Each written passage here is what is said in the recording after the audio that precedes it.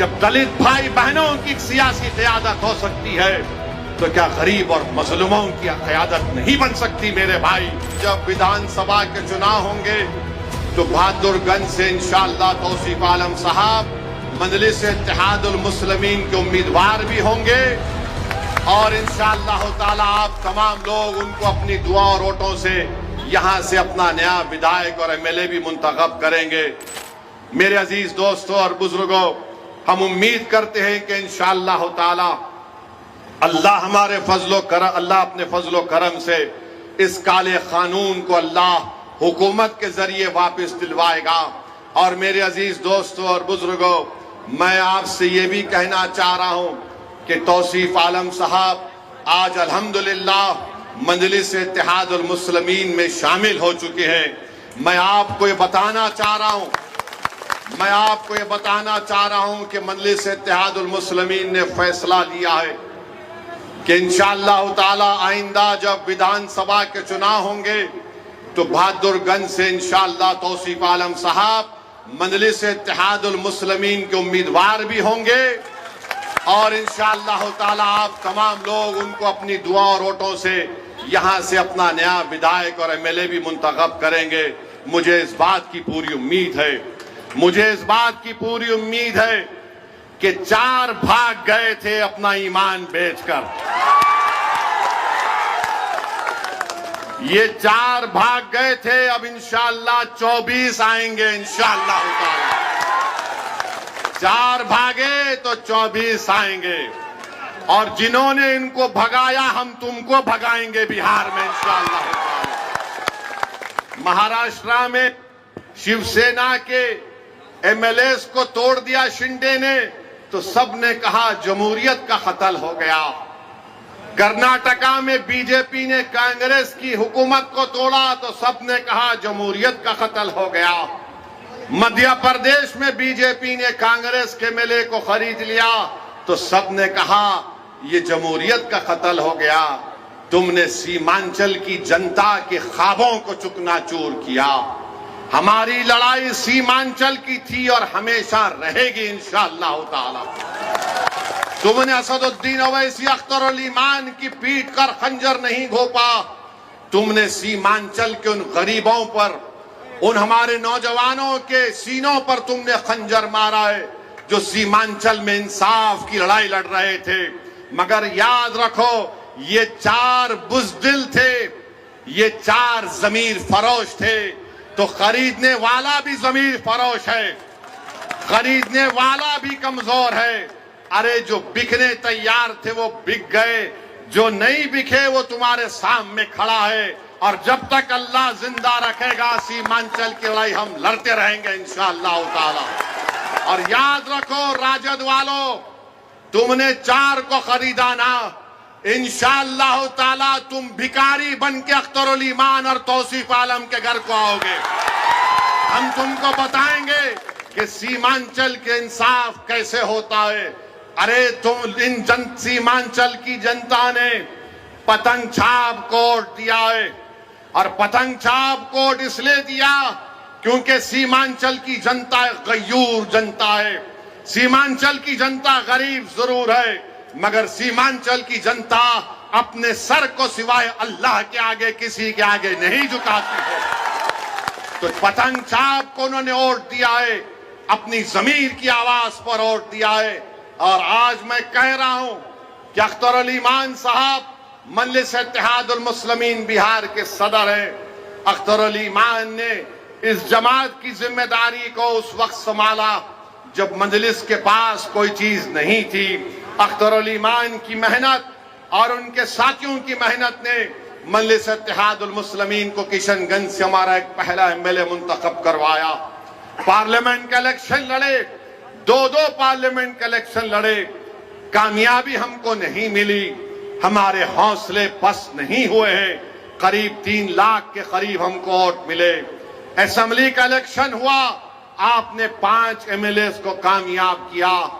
आज फिर आपके सामने मजलिस इत्तेहादुल मुस्लिमीन आपके दरमियान में आकर कह रही है कि जब बिहार प्रदेश का चुनाव होगा आपको सीमांचल के इंसाफ के लिए पतंग छाप का साथ देना है, असदुद्दीन ओवैसी का साथ नहीं है। आपको सीमांचल के इंसाफ की लड़ाई मजलिस लड़ रही है। पतंग छाप ने जब से सीमांचल का नाम लिया तो जो कल तक राजद वाले सीमांचल का नाम लेने से पीछे हटते थे, जो कल तक नीतीश कुमार की जबान पर सीमांचल का नाम नहीं आता था, मोदी इसको क्या कहते थे आप जानते इस इलाके को। आज पतंग छाप को आपने वोट दिया तो मोदी, नीतीश और राजद के नेताओं के जबान पर सीमांचल आ गया। ये मजलिस की कामयाबी है जो आपने मजलिस के हक में वोट दिया था। तो मेरे अजीज दोस्तों और बुजुर्गों, अख्तर ईमान की क़यादत में मजलिस सीमांचल से लेकर बिहार के कोने कोने तक जा रही है और मुझे यकीन है कि हमको कामयाबी मिलेगी। मैं उन तमाम से अपील कर रहा हूं जो आज बेजार हैं, तंग आ चुके हैं इस फिरका परस्ती को देखकर। मैं उन तमाम कायदीन से अपील कर रहा हूं जो किसी भी पार्टी में होंगे, मगर आज घुटन उनको महसूस होता है जब वो देखते हैं कि कैसे हमारी आंखों के सामने इस तरह के काले कानून को मना दिया गया। वो ये महसूस करते हैं, अपनी ज़मीर उनको पुकार पुकार कर उनसे कहता है कि वक्त आ चुका है कि बिहार में हम अपनी एक क़यादत को बनाएं, जब यादवों की क़यादत हो सकती है, जब कुशवाहा और कुर्मी की क़यादत हो सकती है, जब प्रकाश की क़यादत हो सकती है, जब दलित भाई बहनों की सियासी क़यादत हो सकती है, तो क्या गरीब और मजलूमों की क़यादत नहीं बन सकती। मेरे भाई, ये फैसला आपको दोबारा करना, और मैं आपसे अपील कर रहा हूं कि हम अपनी क़यादत को बनाएंगे इंशाअल्लाह ताला, ताकि एक अख्तर ईमान आपने देख लिया कि 4 भगोड़े तो भाग गए थे, सीमांचल के लिए एक काम नहीं कर सके, मगर एक अख्तर ईमान पूरी बिहार असेंबली के लिए भारी पड़ चुका है। बिहार में एक अख्तर ईमान लड़ता है सीमांचल की आवाज बनकर। अगर अख्तर ईमान के साथ इंशाअल्लाह ताला बहादुरगंज की जनता तौसीफ आलम को अख्तर ईमान का बाजू बनाकर भिजाएगी। अगर सीमांचल की जनता किशनगंज से मजलिस के उम्मीदवार को अपनी आवाज बनाकर बिहार की विधानसभा में भी जाएगी, अमूर और बैसा की आवाम मजलिस के नुमाइंदे को कामयाब करेगी।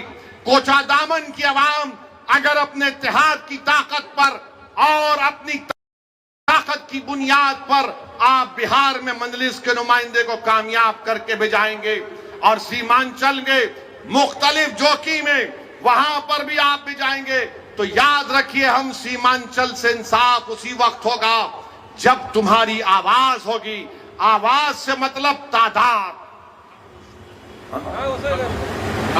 हाँ, ठाकुर पूरा सीमांचल, ठाकुरगंज भी है। तो मेरी आपसे अपील है कि अब की बार ये आके बोलेंगे वो बी टीम, ये बी टीम ही थी जिसने मोदी के सामने इस वक्फ के कानून को फाड़ दिया था।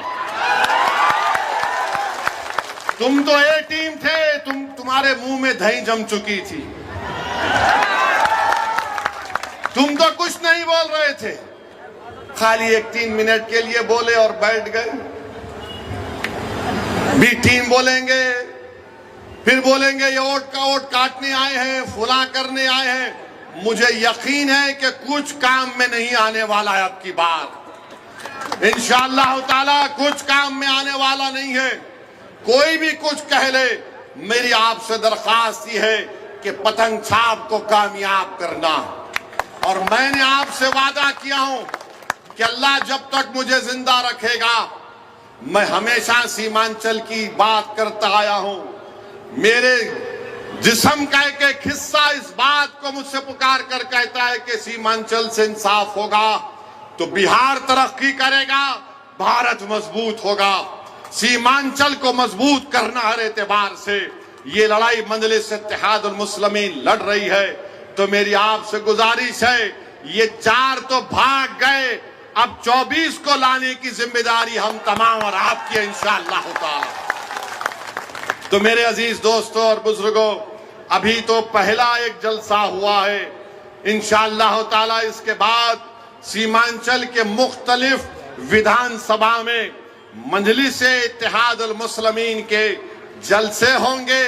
मगर आज बहादुरगंज की इस मुबारक सरजमीन से हमने बिहार के चुनाव का एक बिगल बजा चुके हैं और इंशाअल्लाह ताला मुझे यकीन है कि आपके इत्तेहाद, आपकी कौमी तड़प और आपकी जज्बात के ऊपर दोबारा मजलिस इत्तेहादुल मुस्लिमीन को एक बड़ी तादाद में यहां से हमारे विधायक कामयाब होंगे और आपको पहले से ज्यादा आगे बढ़कर मजलिस को मजबूत करना है।